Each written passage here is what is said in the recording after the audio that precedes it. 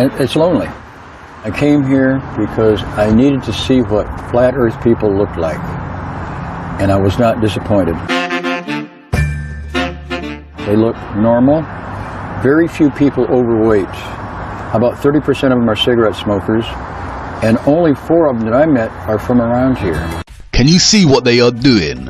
They are creating a false narrative to promote a false demographic of people that believe the earth is flat. Primarily fringe outsiders shouting in unhinged ways on the streets, people having midlife crises, who have lost their wives or dress ridiculously, but consider themselves normal.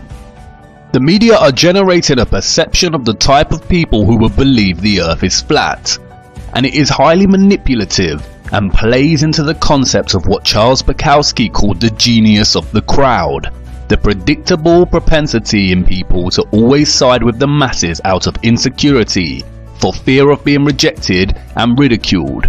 No one would want to associate with a demographic of people that are represented as outsiders on the fringe of society. If the majority believe something, then most will follow. It applies to many things in life, from trends, reviews and critical acclaim, and to political beliefs and worldviews. People are attracted to the mass opinion. No one wants to be associated with a flat earther after watching these videos through fear of being laughed at, or they will stop in their exploration of flat earth because the media represents a community as a collection of fringe or insane individuals. It isn't glamorous, or even given the intellectual recognition it deserves. There is no in-depth discussion of the science behind the flat earth model, just a forced demographic narrative. The media here intervene to stop people even giving it a chance. YouTube pushes this content to the forefront. Another selected video is titled, "How Average People Fall for Flat Earth." What do they mean, average people? They are patronizing us and playing the same tired hand of promoting bamboozlement as some kind of exclusive genius that the ordinary folk cannot fully grasp. YouTube's content fluctuates between making fun at the so-called flat earth idiots, aggressive debunking videos, and comedy sketches where people ask, if the earth is flat, why does no one fall off the edge? Flat earthers have never once said that there is an edge you can fall off from. And this type of redundant humour is enforced with memes. If you Google search flat earth, not only do the algorithms push forward similar content, but its image search is filled with satirical images that misrepresent the entire argument put forth by the flat earth community. You see, terms like flat earthers and flat earth community create a false idea that there is a unit of people that all hold the same specific beliefs. I am using it in this video for the sake of argument, but in reality flat earthers are just people digging for the truth, all with very different views and conclusions drawn from extensive research. But back to YouTube. They also censor searches when looking for something more specific. Here I type in Eric Dubay, a prominent flat earther and one of the smartest people I have come across on YouTube. YouTube promotes 2 of his current content before flooding the zone with the same trashy pseudo-scientific debunking videos. You see, they can't be too obvious in their censorship. Furthermore, when typing in flat earth, users are greeted by this sinister push at the top of the page. This is what Juniper Downs was talking about in her response to Congress. It is an insert from Wikipedia. Just an innocent bit of context to this field of inquiry that stresses that flat earth is an archaic, outdated mode of thinking about the world. If you type in Bigfoot, aliens, universe, you are not greeted with any such context box. Why not? And it doesn't stop there. YouTube has attached this sly context box to all prominent YouTube channel videos. And more sinisterly, YouTube removes flat earth videos, bans them, depopularizes them by removing likes and subscribers to people's channels. People have had their channels demonetized. Making videos is a lengthy, arduous process, and especially in relation to flat earth content, it requires a vast amount of research, time and effort, and yet YouTube deems it appropriate to defund these channels, but at the same time allows other YouTubers such as Jeffree Star to rise to fame. Near the butane. Amazing. We're gonna put up a picture of me and Nathan just so you can stare at us while I get high. Be right back. Screenshot where someone on her wedding video, which this is like your special day, honey, asked, I bet you Jeffree Star is at home watching this.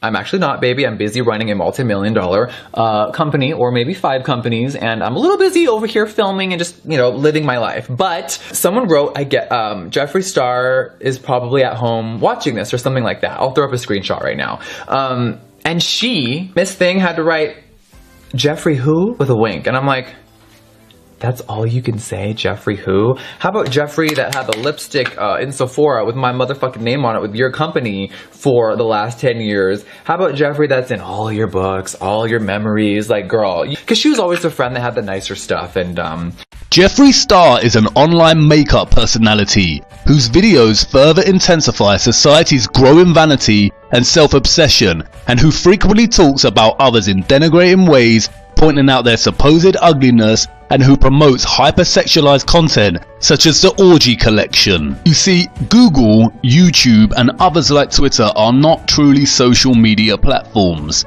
The way they behave with their censorship actually classifies them more in line with publishers than platforms. You must really consider why the trusted voices, government officials, mainstream media, and social media publishers of our world are censoring and desperately trying to debunk and delegitimize Flat Earth. It is panic. They've been talking down new sources of energy. They dismiss wind power. They dismiss solar power. They make jokes about biofuels. They were against raising fuel standards. I guess they like gas guzzlers. They think that's good for our future. We're trying to move towards the future. They want to be stuck in the past. And we've heard this kind of thinking before. Let me tell you something. If some of these folks were around when Columbus set sail,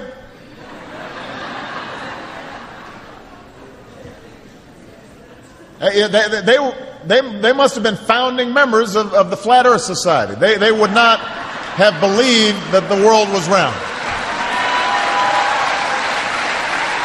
We don't have time for a meeting of the Flat Earth Society. We don't have time for a meeting of the Flat Earth Society. We don't have time for a meeting of the Flat Earth Society. If I say that the world is round and someone else says it's flat, that's worth reporting. But you might also want to report on a bunch of scientific evidence that seems to support the notion that the world is round. In other breaking news, the world is round, not flat. Flat Earth should not have been a subject in a presidential speech. Why doesn't he reference UFO believers or other so-called groups that fit into the camp of conspiracy theorists? You see, the term conspiracy theory was actually invented by the CIA and flooded into circulation via the media during the 1960s. As Lance D. Haven Smith outlines, the term conspiracy theory entered everyday language in the United States after 1964, the year in which the Warren Commission, an investigation into the assassination of President John F. Kennedy, and was used by the New York Times on multiple occasions during its coverage of the investigation. How convenient! The term conspiracy theory was practically invented and established as an everyday phrase during the investigation of JFK's murder. You see, the real conspiracy theorists actually believe that the government officials and trusted voices care about them and would never lie, and that the media would never mislead or lie to them outside of political bias, in the same way they believe that the pharmaceutical industry, which makes billions from the sickness of the people, want to really cure them. Really think about the amount of money that gets thrown around via foundations and charities for health, and all the so-called scientific progress we hear about, and all the while all we see is people getting sicker and sicker. They are lying to us. The attack on Flat Earth is nothing but panic. Their biggest fear is an awakened public. A symptom of a larger problem.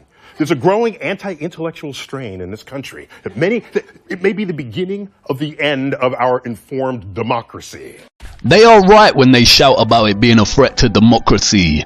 But not our democracy. It is a threat to their democracy, to their freedom of greed, elitism and satanic practices, and which all exist due to and depend on our brainwashed ignorance.